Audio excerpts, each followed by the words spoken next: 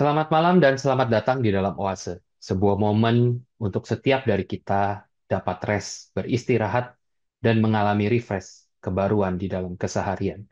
Oase hari ini memasuki episode yang ke-252.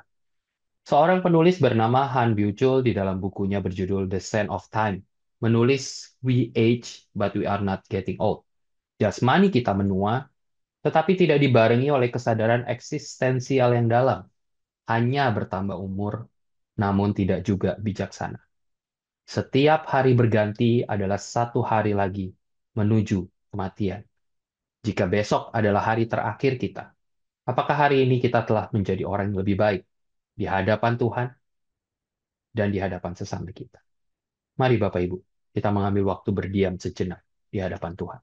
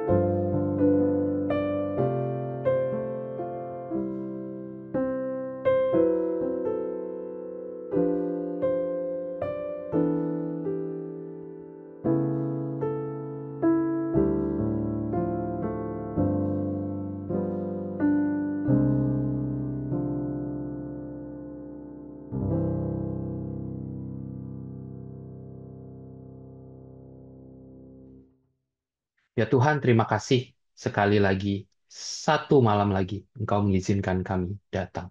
Di waktu yang singkat ini, biarlah kami boleh belajar terus-menerus untuk mendengarkan suara Tuhan dan mengecilkan volume-volume lain yang ada di sekitar kami. Terima kasih ya Tuhan, pandu perjalanan kami. Hanya di dalam nama Tuhan Yesus kami berdoa. Amin. Bapak, Ibu, dan sahabat-sahabat muda, ada dua pertanyaan retoris yang ingin saya ajukan. Pernahkah Anda merasa iman Anda berjalan di tempat? Pernahkah Anda kehilangan gairah untuk berdoa dan membaca firman Tuhan? Pertanyaan retoris yang kedua, mengapa begitu banyak orang Kristen yang tampaknya baik-baik saja, tapi sebenarnya sedang melambat dalam perjalanan rohani mereka?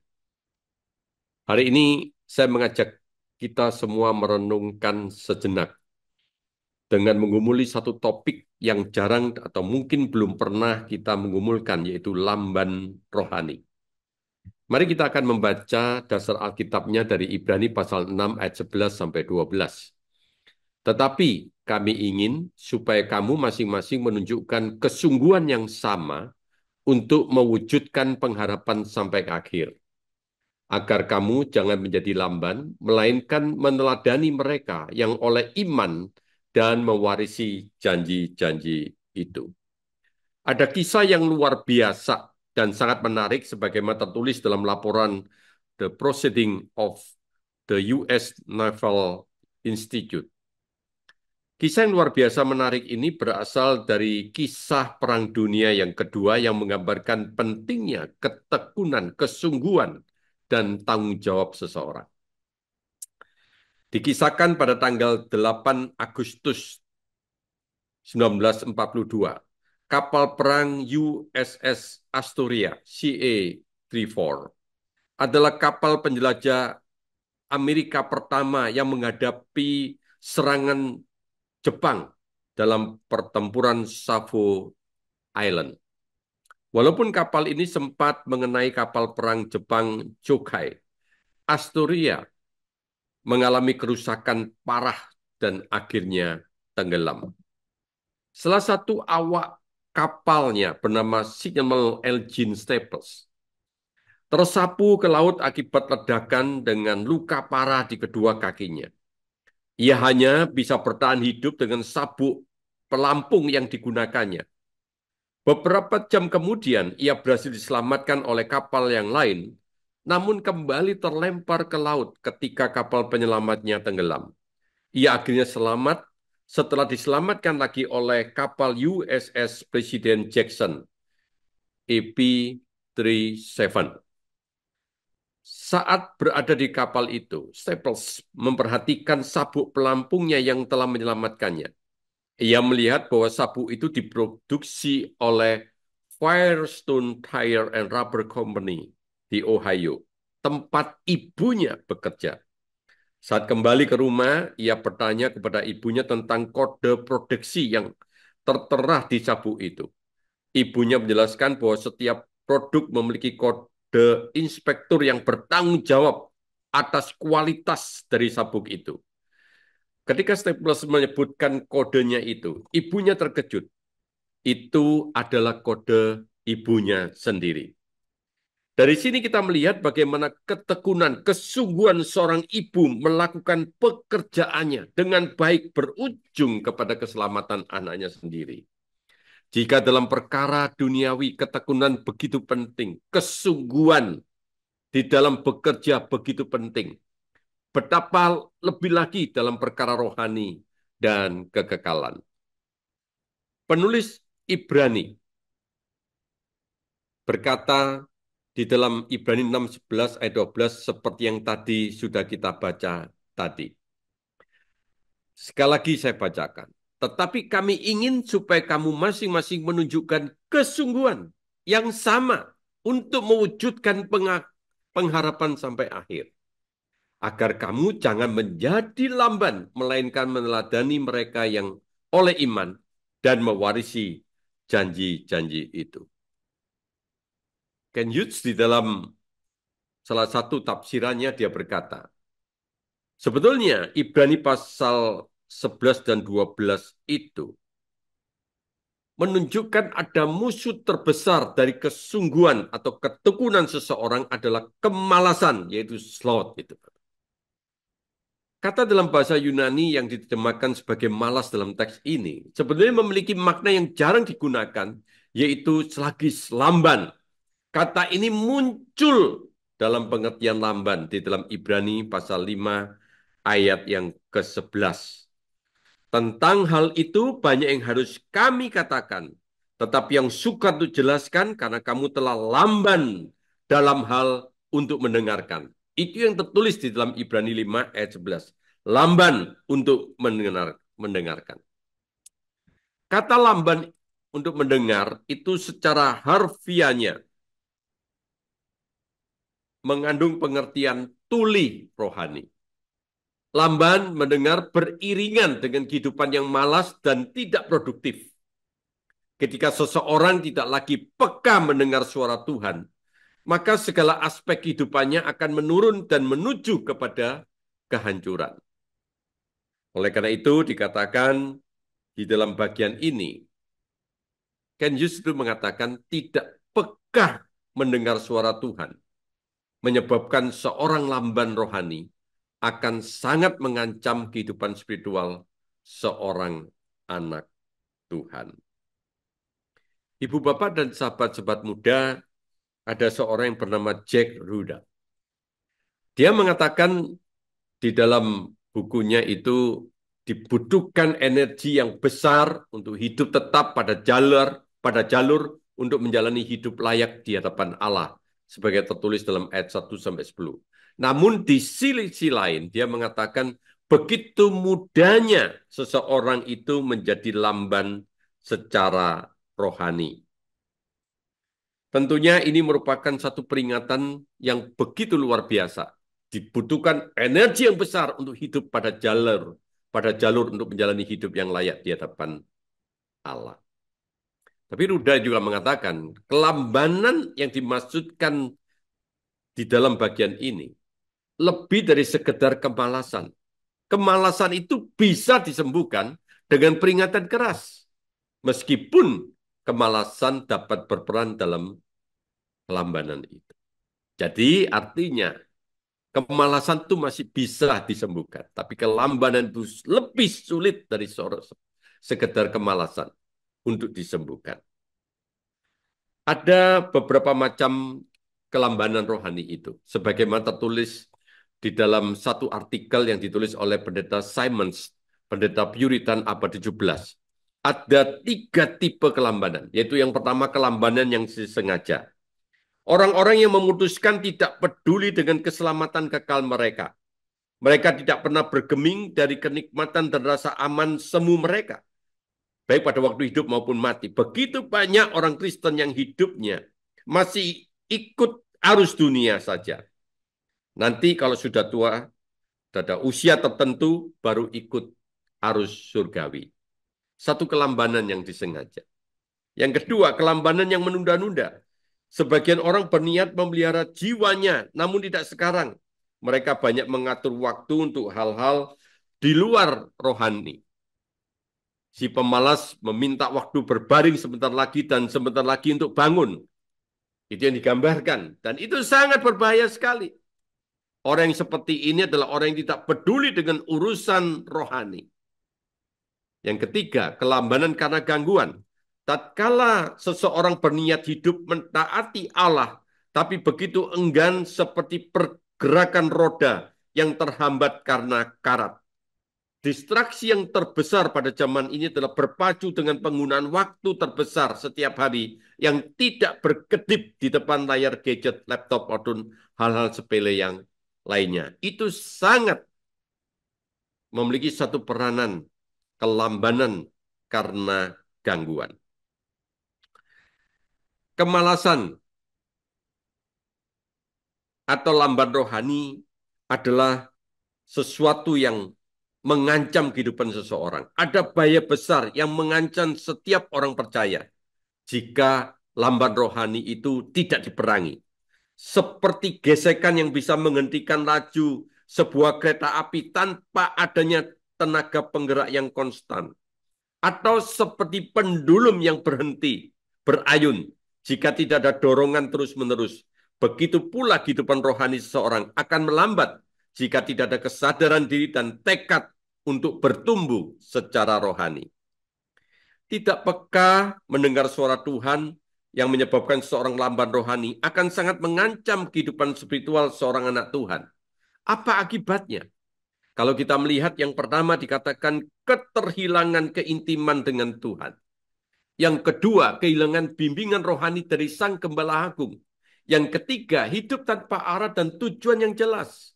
Yang keempat, hati yang keras dan tidak responsif sehingga sulit bertobat dan acuh tak acuh terhadap firman Tuhan. Yang kelima, memudarnya rasa takut akan Tuhan. Yang keenam, sangat mudah terjerumus dalam dosa dan berkompromi dengan dunia. Yang ketujuh, kehilangan api spiritualitas yang mula-mula. Oleh karena itu, ibu bapak dan sama-sama muda, seorang yang lamban rohani itu akan mengancam kehidupan rohaninya. kehidupan spiritualitasnya. Sekarang pertanyaan kita, bagaimana caranya kita supaya peka dan tidak lamban rohani, tidak memiliki kelambanan dalam rohani, pekah mendengar suara Tuhan, sehingga kita itu memiliki satu kehidupan rohani yang penuh dengan vitalitas.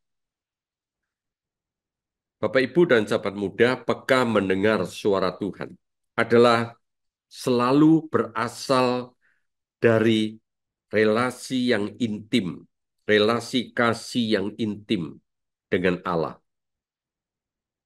Begitu banyak orang yang mengajarkan dengan menajamkan metode-metode tertentu atau menemukan formula-formula tertentu untuk peka mendengar suara Tuhan. Tetapi saudara-saudara, yang penting di dalam diri kita itu mengetahui bahwa di dalam diri kita itu peka untuk mendengar suara Tuhan, itu semua berasal dari relasi yang intim itu dengan Tuhan. Ketika kita membaca firman Tuhan, bukalah hati Anda kepada Roh Kudus yang membimbing pikiran dan hati kita pada peka mendengar Tuhan berbicara kepada kita secara pribadi. Ketika kita berdoa, perhatikanlah bagaimana Roh Kudus memakai firman Tuhan untuk meneguhkan perkataan Tuhan di hati Anda. Ketika Anda tenang, ada satu waktu Anda rest dan silence di hadapan Tuhan. Mintalah Roh Kudus memberikan kepada kita kepekaan untuk mengalami anugerah Tuhan, di mana Tuhan mungkin berbicara kepada kita secara pribadi. Henry and Richard Blackaby mengatakan, amatilah apa yang sedang dia lakukan di sekitar Anda melalui situasi-situasi Anda. Ini untuk di dalam diri kita, supaya peka mendengar suara Tuhan.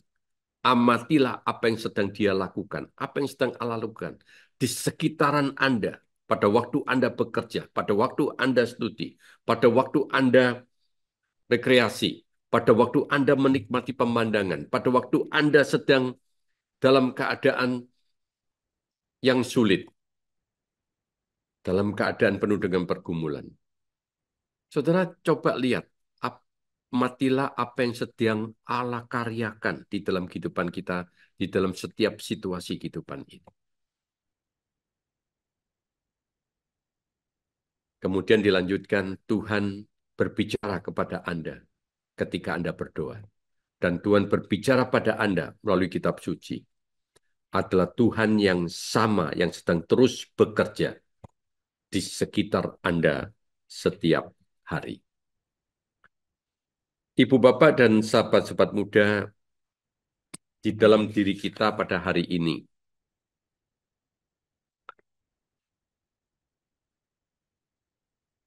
satu peringatan yang keras, bahkan relevan di zaman kita, dibandingkan dengan orang-orang yang dahulu di zaman abad 16-17. Kita hidup di dalam budaya modern, dan kita senantiasa sudah akrab dengan satu kehidupan, ikuti arus saja. Santai saja, bukan urusan saya. Saya tidak peduli terhadap hal-hal rohani. Saudara, itulah budaya modern yang seringkali membuat kita ikuti arus saja. Santai saja, bukan urusan saya. Saya tidak peduli terhadap hal-hal rohani. Raja Ruda itu mengatakan, seperti banyak orang lain, kita mengeluh bahwa ada terlalu banyak tuntutan dalam hidup kita. Kita berlari secepat yang kita bisa dan itu tidak cukup cepat. Itulah ritme kehidupan kita, saudara, digambarkan. Terkadang tugas terpenting dalam kehidupan rohani kita adalah memangkas, dimulai dengan sampah yang mengacaukan hidup kita. Saudara, di tengah segala rutinitas kehidupan kita, di tengah kita dikejut hidup kita untuk berlari secepat mungkin, jangan lupa ada tugas yang terpenting, yaitu memangkas, dimulai dengan sampah yang mengancaukan hidup kita, agar kita benar-benar memiliki waktu relasi yang intim itu dengan Tuhan.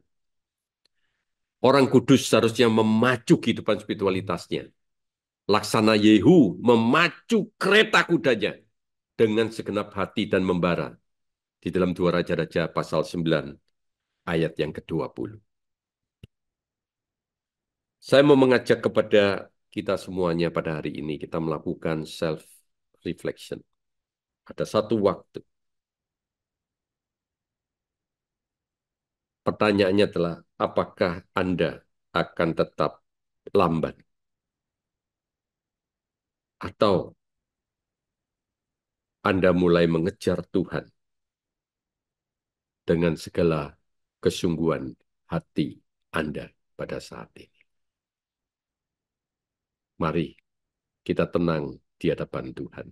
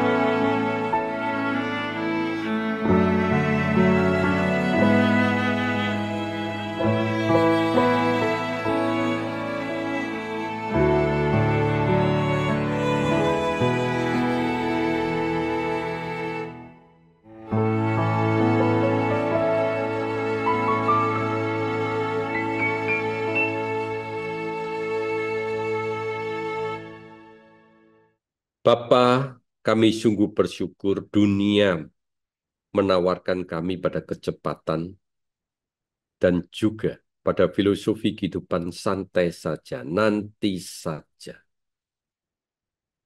ikut arus saja, dan tidak peduli terhadap hal-hal rohani. Ajarlah kami Tuhan, berikan kekuatan dalam diri kami untuk memangkas memangkas yang tidak penting dalam hidup kita, memangkas hal-hal yang mengganggu, mendistraksi. Kami boleh memacu kehidupan spiritualitas kami. Tuhan, berikan kepada kami kemampuan untuk itu, agar hidup kami tidak memiliki satu kehidupan rohani yang lamban, tapi kami memiliki satu kehidupan rohani yang kuat, yang penuh dengan vitalitas, satu kehidupan rohani yang memberikan kepada kami sukacita dan damai sejahtera yang melampaui segala akal, karena kami berrelasi yang intim dengan Tuhan. Dalam nama Tuhan Yesus Kristus, kami menaikkan doa kami. Amin. Bapak Ibu, pelayanan Oase adalah pelayanan mingguan. Silakan mengikuti Oase melalui YouTube. Bapak Ibu bisa subscribe YouTube channel SMC untuk mendapatkan reminder setiap minggu malam. Demikian pelayanan Oase pada malam ini. Mari kita mengenal Allah lebih dekat hari ini dibandingkan hari kemarin.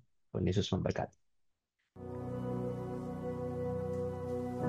The Lord bless you and keep you. Make his face shine upon you and be gracious to you. The Lord turn his face toward you and give you peace.